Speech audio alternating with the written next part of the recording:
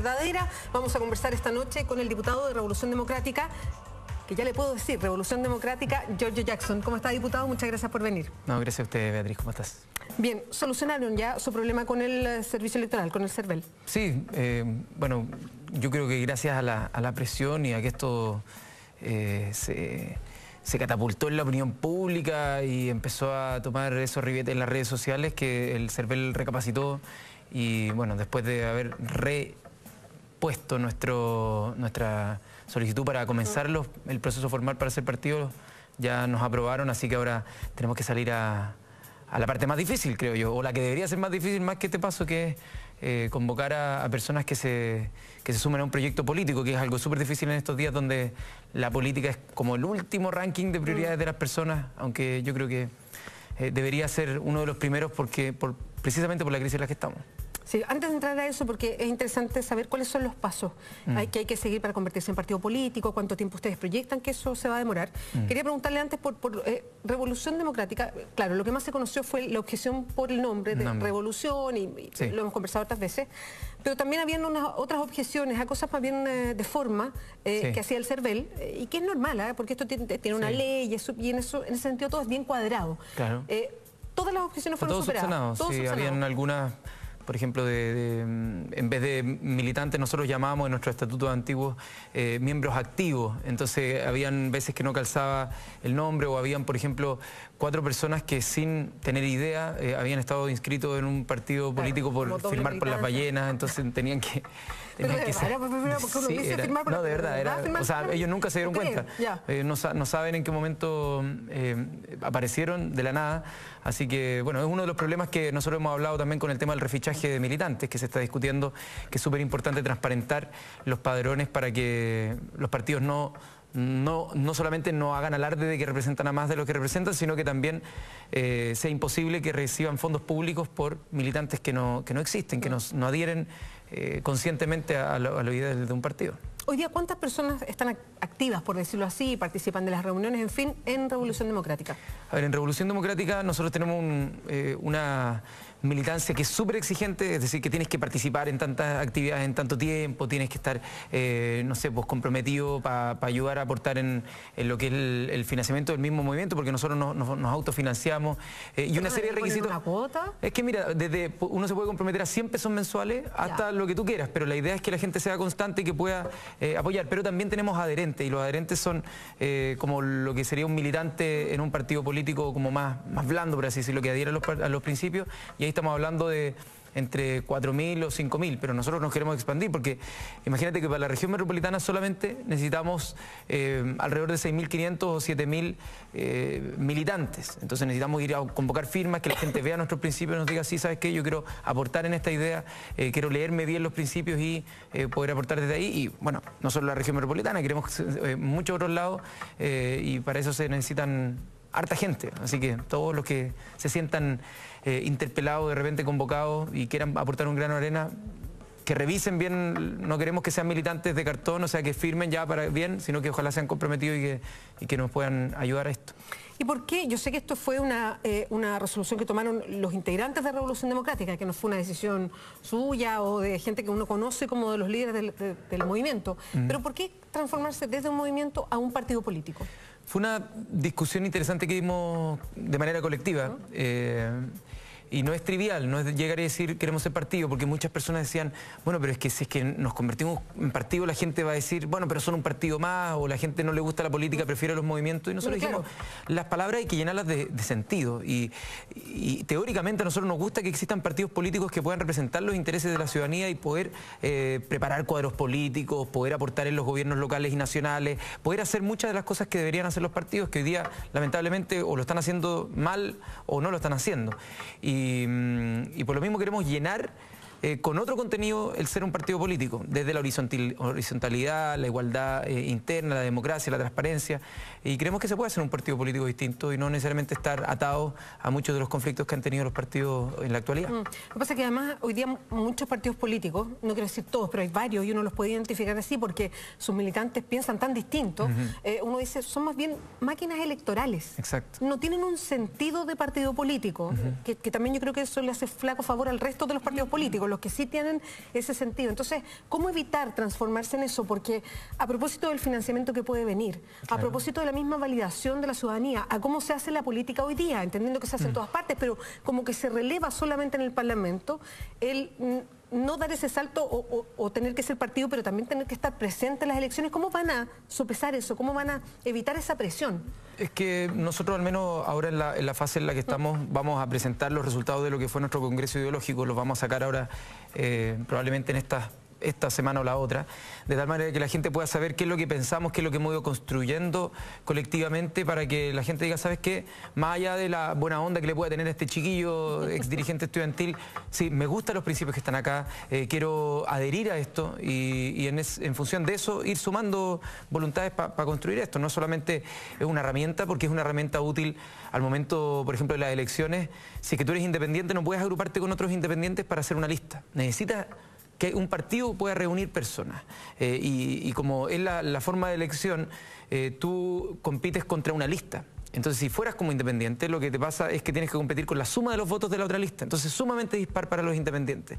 Por lo tanto, el poder constituirnos como partido político y poder incluso invitar a independientes a que puedan participar en nuestras listas electorales puede ser una alternativa súper interesante. Así que es mucho mejor que competir como independiente. Y como yo siempre he dicho, que no es que exista, o al menos de mi parte, ser independiente sin principios, porque hay quienes tratan de tirar para todos los lados diciendo, no, yo soy independiente, como casi que apolítico. Exacto. No, nosotros formamos una organización política, solo que no estábamos legalizados, y ahora estamos dando el paso de legalizarlo, y eso también trae algunas facilidades para poder postular. ¿Y cuáles son esos pasos?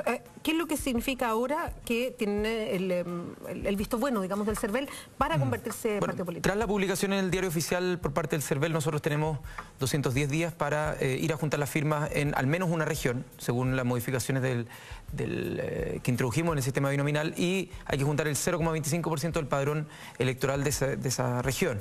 En el caso de la metropolitana, como te decía, eran cerca de 7.000, pero en las otras se calcula ese porcentaje. Perdón, ¿y ustedes van a ir por todas las regiones, por algunas? Vamos a hacer el esfuerzo en todas las regiones donde estamos constituidos, que son todas, así que vamos a hacer el esfuerzo en todas, pero obviamente vamos a ir concentrando esfuerzos en los primeros meses para consolidarnos en al menos 3 regiones contiguas, que es una de las exigencias que se están haciendo ahora para tener un financiamiento basal y no depender necesariamente de financiamiento ajeno. Nosotros igual nos financiamos entre nosotros nomás, pero obviamente para poder disputarle a los grandes partidos políticos hay que tener funcionamiento, oficina, internet, pitches, qué sé yo, todo eso hay que financiarlo de alguna manera, y ojalá expandirnos y estar legalizados en todo el país, no sé, pues para el próximo proceso electoral importante, que no solo los municipales, sino también el 2017. Perdón, y esto es una pregunta como bien doméstica, pero quiero imaginarme cómo es en la práctica. ¿Y cómo se va a buscar militantes? ¿Se busca, no sé, casa por casa? ¿Se hacen, no sé, se instalan en la plaza con un stand? O sea, de verdad, ¿cómo se trata de comunicar todo eso? Estamos ideando estrategias.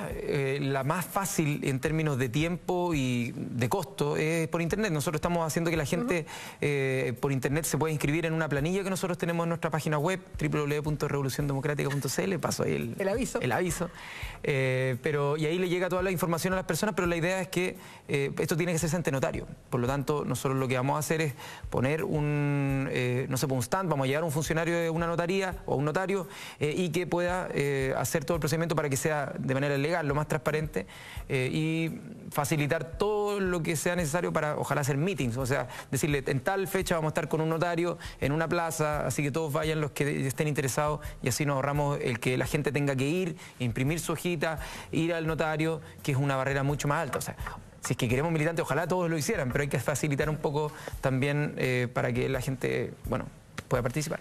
Ahora, respecto a lo mismo que decía antes sobre esta idea de abrirse también a gente independiente que a lo mejor le gusten sus ideas, no necesariamente milite, pero que le gusten las ideas, en fin, ¿cómo han visto la posibilidad de asociarse con otros partidos u otros movimientos también?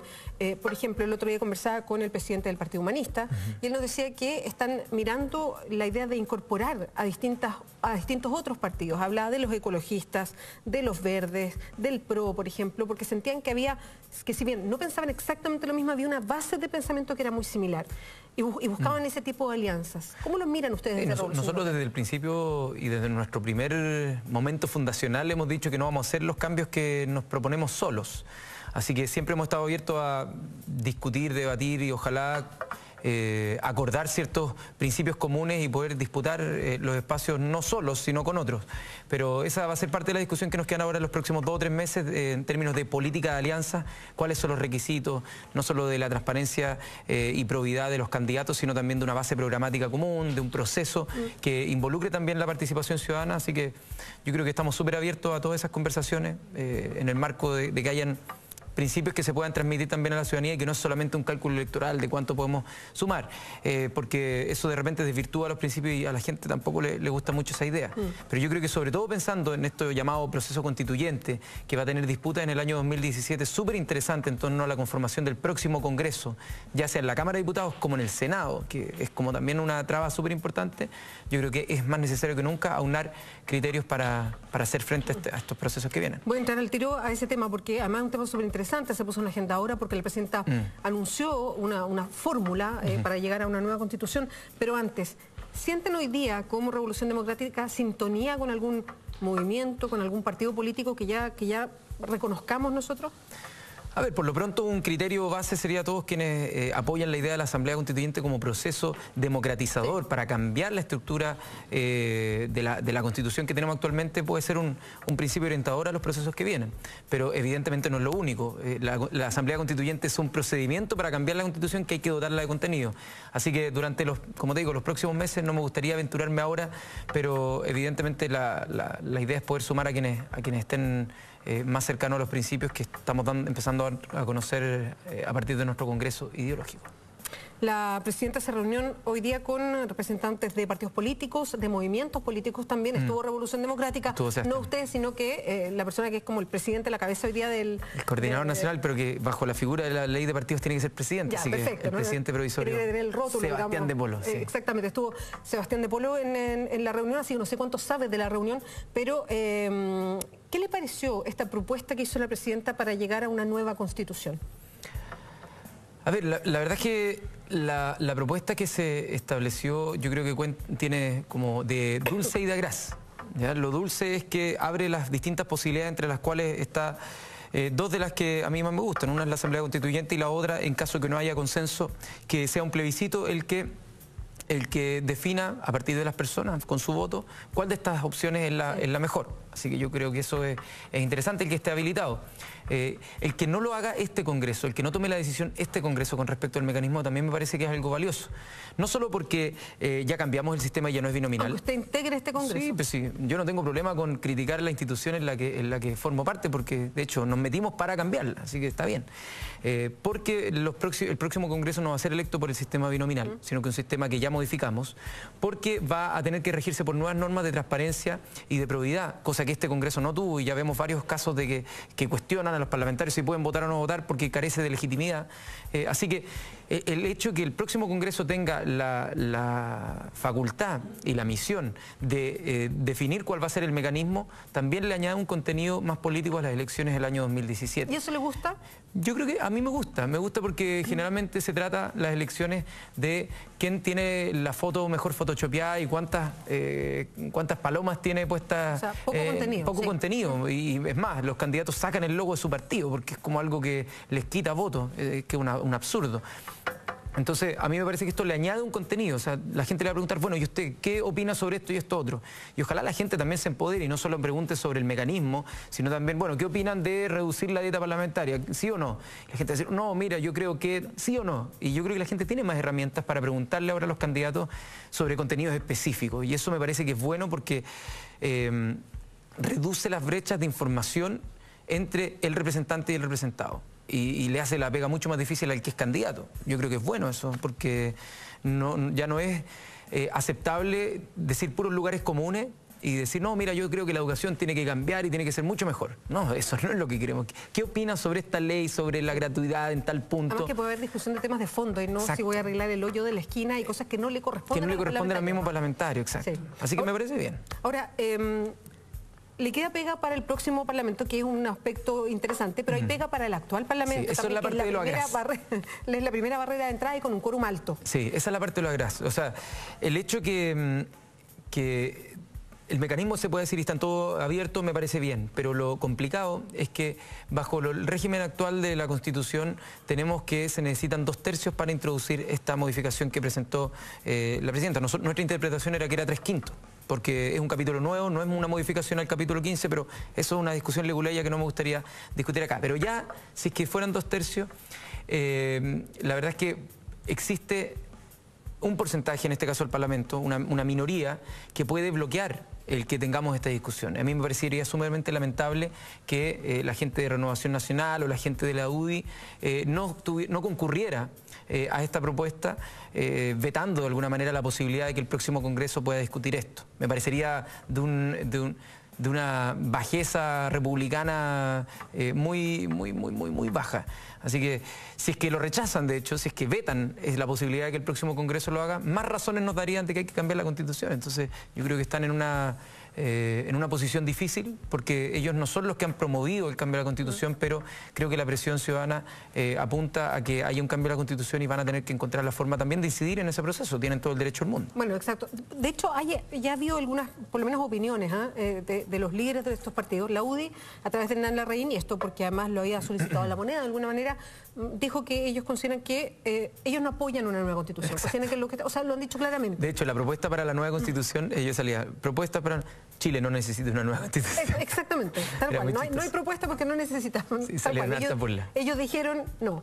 Pero Renovación Nacional, y esto leyendo declaraciones de Cristian Monkeberg, que es el presidente del partido, que entendamos, en Renovación Nacional hay líneas mucho más duras que la de Cristian Monkeberg, pero él decía que si bien no quiere constitucionalizar el debate, hay hartos temas que tiene la derecha respecto a qué va a pasar después, las elecciones con el tema constitucional hay muchos que no les gustan, porque efectivamente hay que sincerar una serie de posiciones, en fin. Pero imagínate lo que dice, que es importante lo que dice, no le gustan porque hay que sincerar una serie de posiciones. Estoy de acuerdo. Es que en estricto rigor no le gustan, lo otro lo agrego yo, porque me imagino que por eso no le gusta, porque por eso, pero es una locura. Sí, bueno. Es una locura que es una locura que a un candidato le complique que la discusión sobre las elecciones tenga que transparentar su postura. Pero es verdad, lo que tú dices es cierto y es tan triste que yo creo que cada vez me reafirma más que hay que hacerlo. Sí, es como para poner otro ejemplo. Ayer, y perdón que me salga brevemente el tema, pero con la iniciativa de Recoleta, del alcalde de Recoleta, de una farmacia comunal, donde se bajan radicalmente los precios porque no hay intermediario, le hace el juego inverso, digamos, a las 3 cadenas de farmacia. Hay gente que la rechazaba porque tenemos un libre mercado, entonces era como... No estamos entendiendo nada de lo que pasa. ¿Cuál es la prioridad? ¿No? ¿Cuál es la prioridad? ¿Qué es lo que debe defender la Constitución? ¿El libre mercado o la salud de las personas? Exactamente. Entonces era como ese... ¿De qué estamos hablando? Pero volviendo al tema constitucional, ya Cristian Monkeberg, el presidente de Renovación Nacional, decía que, entendiendo que es complejo y ponía sus reparos, pero él decía, frente a la alternativa 1, de ir a este debate, y la alternativa 2, de no ir, bueno, nosotros estamos por la 1. O sea, si hay que debatir esto, con todo lo que nosotros podemos tener distancia con algunos temas, hay que debatir. Entonces ya... Sí, la pregunta va a ser qué es lo que van a exigir ellos en esta discusión como garantía para dar sus votos. ¿Ya? Si es que ellos, por ejemplo, dicen, ok, damos nuestros votos de 2/3, pero que después de la elección, en vez de aprobarse todo el mecanismo por 3/5, sea de nuevo por 2/3, es una trampa. Estarían haciendo una trampa, porque en el fondo, y el gobierno sería, desde mi punto de vista, muy débil en darles ese beneficio. Entonces, si es que ellos con buena voluntad quieren concurrir a esta discusión constitucional donde ellos tendrán sus puntos y súper válido que los emitan, que lo hagan de buena fe y no tratando de que la trampa se traslade al nuevo proceso, porque si no partimos mal. Sigue en la entrevista verdadera, estamos conversando con el diputado de Revolución Democrática, Giorgio Jackson. Diputado, estamos hablando de la nueva Constitución, a propósito que se anunció una fórmula, y quería derivarlo a algo que tiene que ver, pero es otra cosa, y tiene que ver con esta figura del Tribunal Constitucional. Ya hay una cierta idea de la reforma laboral, por ejemplo, si es que llega a aprobarse tal como está, ya lo anunciaron derechamente y tienen abogados trabajando para ello, tanto senadores de Renovación Nacional como de la UDI dijeron que van a acudir al Tribunal Constitucional para vetar aspectos. no es primera vez, lo han hecho con la reforma educacional, lo han hecho con... cada vez que pueden. Exactamente.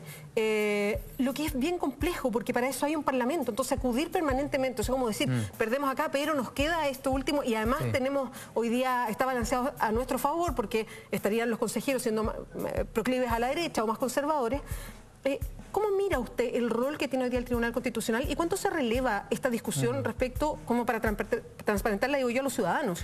Que los parlamentarios ejercen una pega, pero hay un Tribunal Constitucional. Sí, es que yo creo que eso da dos argumentos a favor de una nueva Constitución. Sí, tiene que ver. Por un lado, el hecho que estamos mandatados con un sistema que cambiamos, que es irregular, como el binominal, etcétera, todo lo que quieran, pero que indirectamente estamos mandatados a hacer las leyes que supuestamente la ciudadanía quiere.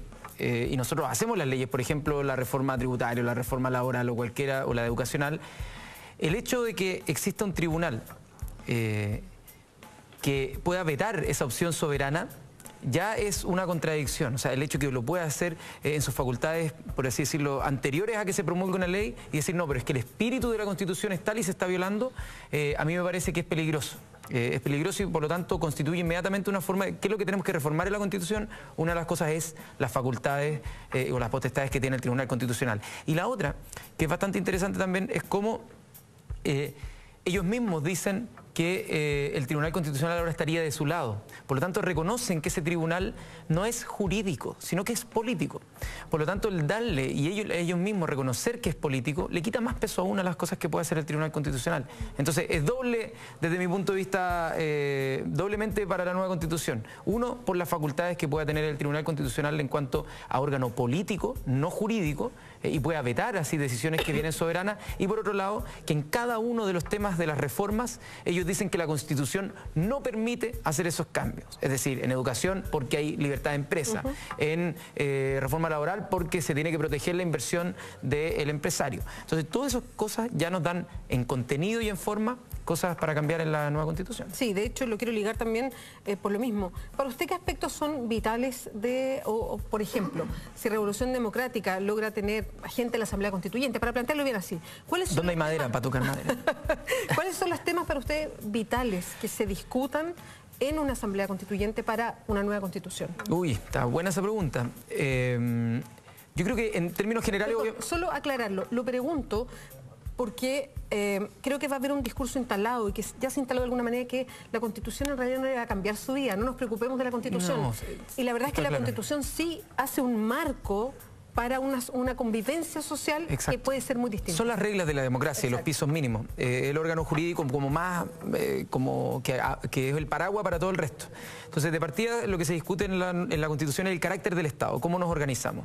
Entonces, si es que desde Chile ser un país unitario, yo no te voy a decir los contenidos exactos porque eso va a ser un proceso. Pero imagínate esta pregunta, el Chile país unitario y no permite, por ejemplo, una discusión sobre federalismo. No estoy diciendo si es que tendrá que ser federal o no, pero el hecho de que tengamos un país más largo incluso que toda Europa, en términos de la distancia de abajo hacia arriba, nos hace preguntarnos, ¿es el mismo Chile todo el rato? ¿Cuánta autonomía tenemos que darle a las regiones? ¿Cuánto no? Entonces el tema de descentralización es un tema que tiene que ir a nivel constitucional. El tema de la relación entre el poder que tiene el presidente o presidenta de la República y el Congreso también es un tema constitucional. Es cuánto presidencialismo o parlamentarismo tenemos. Es una discusión razonable. Yo creo que hoy día somos demasiado presidencialistas y hay que cambiarlo. Pero no soy un experto politólogo para decirte cuál es la combinación exacta, pero me encantaría que se discutiera ese tema para que tengamos un debate abierto. El reconocimiento de los pueblos originarios, por ejemplo, no está. En el capítulo de los derechos, o sea, el derecho a la vivienda no está, el derecho a la salud más bien es el derecho a poder elegir un prestador privado, o sea, un seguro, puede ser seguro público o seguro privado. En las pensiones no está el derecho a la jubilación, sino que es que el Estado va a supervigilar un sistema de pensiones. Entonces, hay muchos temas, bueno, en educación, ¿para qué decir? La libertad de empresa por sobre el rol del Estado. El que tú no puedas interferir en la economía. Por ejemplo, que el Estado pueda tener empresas que puedan, como por ejemplo el caso de la farmacia pública. O sea, eso va a ser un tema bien interesante de abordar. No sé, por el rol de las Fuerzas Armadas. Mira, podríamos estar acá hablando mucho rato, el rol del Tribunal Constitucional, el que tengamos plebiscitos vinculantes, mecanismos de democracia directa. Todo eso va en una Constitución, pero a mí me gustaría que fuera mucho más reducida que la actual. La actual es gigantesca, incluso tiene hasta los sueldos de los parlamentarios en el artículo 62. Con eso te digo todo, nosotros queremos eliminar eso. Sí. Entonces... una Constitución más mínima que ojalá sea fruto de un consenso real en la ciudadanía, que sea de todos, y las cosas que sean disensos que se resuelvan como disensos, como tales, pero ojalá la mayor cantidad de consenso, y que después sean las leyes normales, las leyes simples, las que puedan ir regulando los aspectos cotidianos y no estemos siempre amarrados a estos quórum supramayoritarios para tener que cambiar cosas fundamentales. ¿Le parecen bien los plazos que se han propuesto?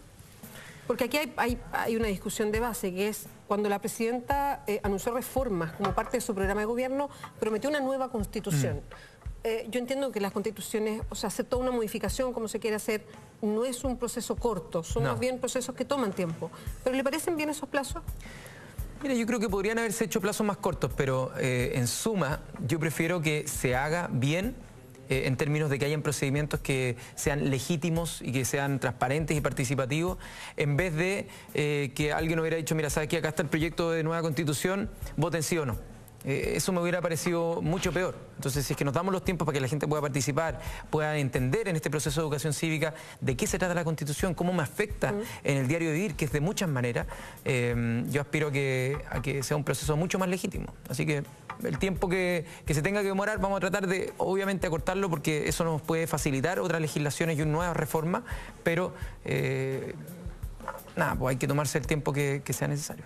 Es bien notable cómo el tema de la nueva constitución se instaló definitivamente. Siempre fue un tema que flotaba de alguna manera, pero pensando en el 2010, por ejemplo, no era un tema instalado como una necesidad de una nueva constitución. Han pasado 5 años y el tema está relativamente instalado como la necesidad de una nueva Ojo que se dejó de hablar, porque desde el año 81, en el año que ya cuando se, entre comillas, plebiscitó, porque fue un fraude, como lo relata Claudio Fuentes en su libro, de ahí en adelante, el mismo Frei Montalva, antes de ser muerto, asesinado, como lo queramos presentar, él dijo que Chile necesitaba una asamblea constituyente.